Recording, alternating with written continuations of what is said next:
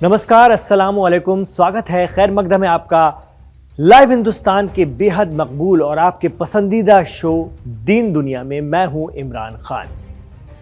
Israel में एक धड़े के तमाम विरोध मुखालफत के बाद, यहां तक मानने के बाद कि इसराइल की हार हो रही है, इसराइल सरेंडर करने जा रहा है, कतर के दोहा में हमास और नेतन्याहू हुकूमत के बीच समझौता हो गया, करार हो गया है। कहा जा रहा है कि इसराइल के करीब 100 लोग अब भी हमास की कैद में हैं। ऐसे में एक एक इसराइली बंधक के बदले इसराइल हमास के 30 बंधक छोड़ेगा।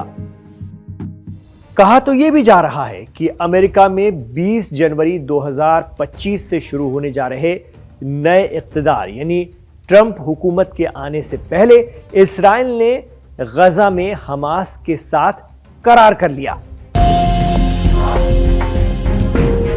क्योंकि यह कहा जा रहा है कि अब आते ही ट्रंप ईरान पर फोकस कर सकते हैं। जी हां, ईरान पर फोकस। अपने पिछले दौर में भी उस वक्त के प्रेसिडेंट डोनाल्ड ट्रंप की ईरान के साथ ठनी रही थी। ट्रंप इंतजामिया ने ही ओबामा सरकार के दौर के समझौतों और ईरान पर से कुछ सैंक्शन हटाने के फैसले को वापस ले लिया था।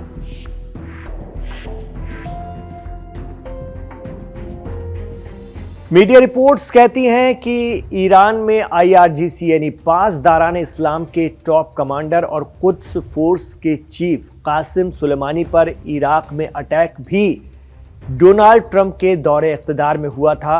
कुछ लोग तो ये कहते हैं कि इसके लिए बाकायदा डोनाल्ड ट्रंप ने ही ऑर्डर दिया था। तो डोनाल्ड ट्रंप और ईरान की पटरी बिल्कुल नहीं बैठती है। जिस तरह से मिडिल ईस्ट में ईरान मुकावमत या इस्लामिक रेजिस्टेंस को सपोर्ट करता है गजा पर इसराइली आक्रामकता के खिलाफ, वो दुनिया से छिपा नहीं है।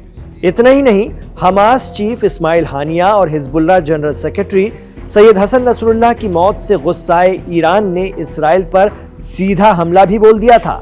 एक बार नहीं बल्कि दो बार, एक अप्रैल 2024 में और दूसरा अक्टूबर 2024 में। तो एक्सपर्ट मानते हैं कि ऐसे में इसराइल और उसके सबसे पक्के दोस्त अमेरिका की नजर में इस बार ईरान चढ़ गया है, वो भी ऐसे वक्त में जबकि ट्रंप दोबारा इख्तिदार में वापस लौट रहे हैं। अब आगे ईरान और अमेरिका के ताल्लुकात कैसे रहते हैं, ये तो वक्त ही बताएगा। लेकिन मीडिया रिपोर्ट्स बता रही हैं कि ईरान ने भी इसके लिए तैयारियां शुरू कर दी हैं। जब ट्रंप ने अमेरिकी चुनाव में जीत हासिल की तो ईरान ने सिर्फ इतना ही कहा था कि अमेरिका में कोई आए कोई जाए उसे फर्क नहीं पड़ता। तो जैसे ट्रंप के आने से पहले इसराइल के पीएम नेतन्याहू उनकी गुड बुक में आने के लिए अपने यहां के भारी दबाव को झेलकर ट्रंप को खुश करने की कवायद करते नजर आ रहे हैं, शायद इस उम्मीद के साथ कि अब ट्रंप ईरान पर फोकस कर उसे जोरदार सबक सिखाएंगे, ठीक वैसे ही ईरान ने भी अपनी बाड़बंदी शुरू कर दी है। जी हां, ईरान के सदर मसूद पेजेश्कियान इस वक्त रूस की राजधानी मॉस्को में हैं और अपने सबसे पक्के और भरोसेमंद दोस्त पुतिन के साथ कुछ नई साझेदारी कर रहे हैं, कुछ नई हिकमत अमली पर गौर व खोज कर रहे हैं। खास बात यह है कि पिछले 6 माह में ईरानी टॉप लीडरशिप और रूसी सदर पुतिन की यह तीसरी मुलाकात है। आपको बता दें कि मिडिल ईस्ट में अगर अमेरिका और इसराइल के खिलाफ लड़ रहे ईरान के साथ कोई खड़ा रहता है तो वो है रूस। यहां तक कि सीरिया में बशर अल असद को बचाने में शुरू में रूस ने HTS के लड़ाकों पर तगड़े हमले किए, लेकिन जब ईरान ने इस मामले के पीछे अमेरिकी साजिश और उसे तुर्की से भिड़ाने की चाल को समझ लिया, भांप लिया, तो अपने कदम पीछे खींचे। उस वक्त रूस ने भी असद सरकार को बचाने का इरादा तर्क कर दिया। तो अब वही ईरान और रूस अमेरिका में डोनाल्ड ट्रंप के सत्ता संभालने से पहले एक बार फिर मजबूत गठजोड़ बना रहे हैं। रूस में क्रेमलिन की दीवार पर खिराज अकीदत पेश करने के बाद ईरानी सदर मसूद पजेश्कियान रूसी सदर पुतिन से मिले हैं और कई समझौतों पर साइन हुए हैं, जिनमें रूस का ईरान में न्यूक्लियर पावर स्टेशन खोलने पर करार भी हुआ है। खास बात यह है कि ट्रंप जिस तरह से अपनी इलेक्शन मुहिम में भी कहते रहे हैं कि वो यूक्रेन में भी आते ही जंग खत्म कराएंगे किसी भी कीमत पर, ऐसे में इस जंग में रूस का अहम पार्टनर ईरान एक बार फिर एक्टिव हो गया है। इल्जाम यह लगता है कि यूक्रेन की जंग में ईरान ने रूस की बहुत मदद की है।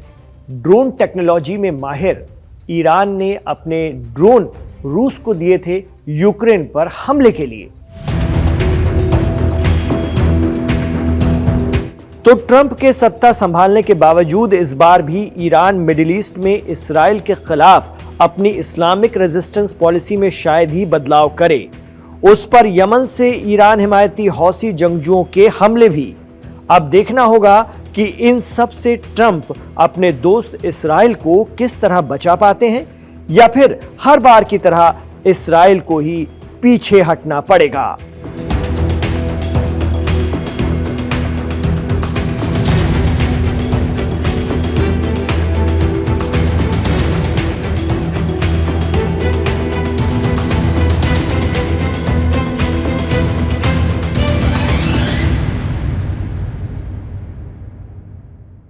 तो ये था दीन दुनिया का आज का एपिसोड। आपको कैसा लगा? आपके इस बारे में क्या राय हैं, क्या मशवरे और तासुरात हैं, हमें कमेंट बॉक्स पर जरूर बताइएगा।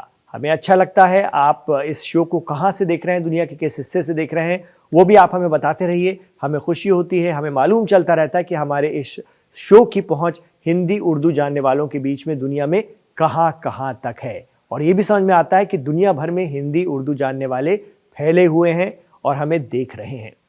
बहुत शुक्रिया इमरान खान के साथ आखिर तक कनेक्ट रहने के लिए। हमारे इस शो को अभी लाइक कर दीजिए और हमारे इस वीडियो को अभी लाइक कर दीजिए। साथ ही हमारे चैनल लाइव हिंदुस्तान को सब्सक्राइब जरूर कर लीजिए, क्योंकि अब इसके साथ जुड़ चुका है 11 मिलियन से भी ज्यादा सब्सक्राइबर्स का भरोसा।